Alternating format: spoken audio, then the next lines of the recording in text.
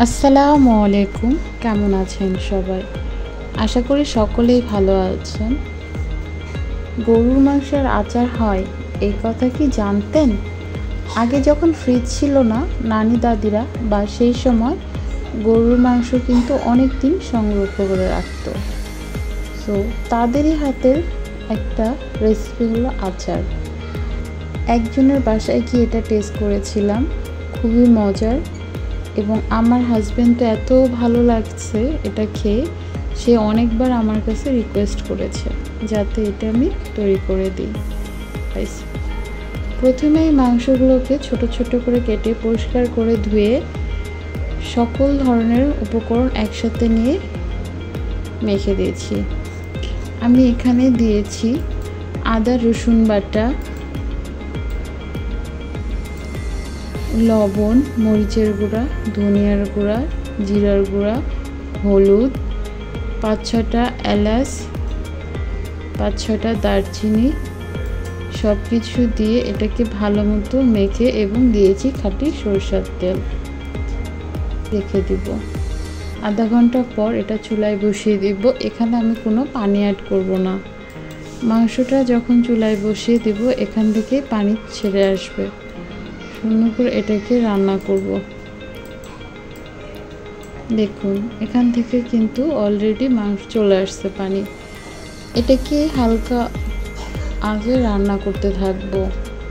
যখন এটা শুকিয়ে যাবে মাংসের পানিটা, তখন পরিমাণ মতো পানি দিয়ে এটাকে রান্না করে নেব। মাংসটা রান্না হতে হতেই এদিকে আমি আচারের অন্য সকল উপকরণগুলো রেডি করে নিচ্ছি।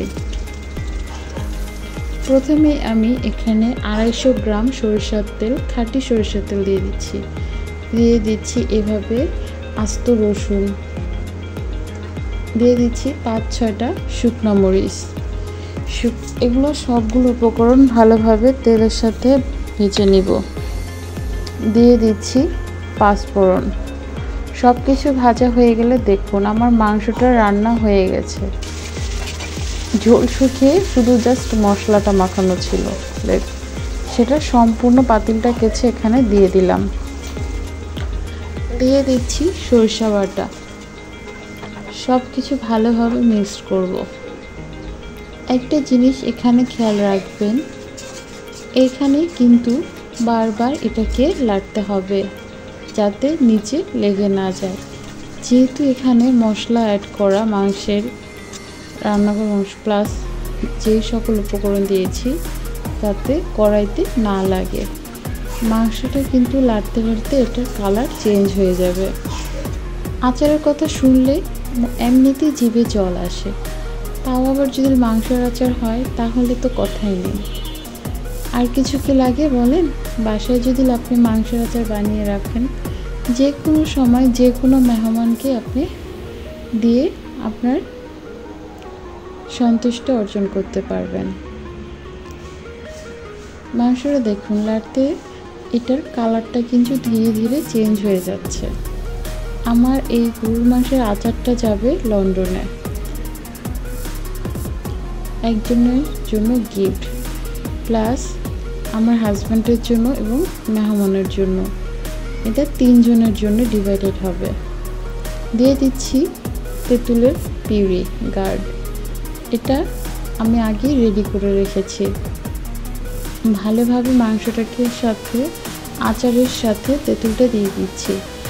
একটু যদি আচার টক না লাগে তাহলে কিন্তু আচারের সেই ফ্লেভারটা আসে না। এটা আপনি দীর্ঘদিন সংরক্ষণ করতে পারবেন।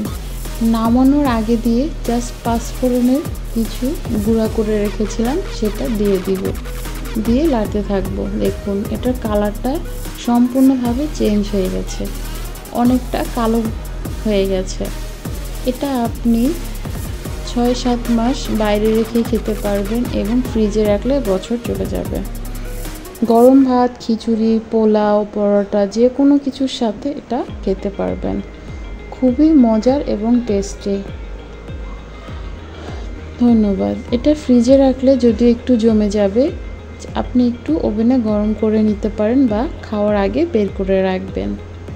দেখুন ঠান্ডা হওয়ার পর এরকম পরিষ্কার কাচের জারে এটা সংরক্ষণ করতে পারবেন। ধন্যবাদ। আসসালামু আলাইকুম।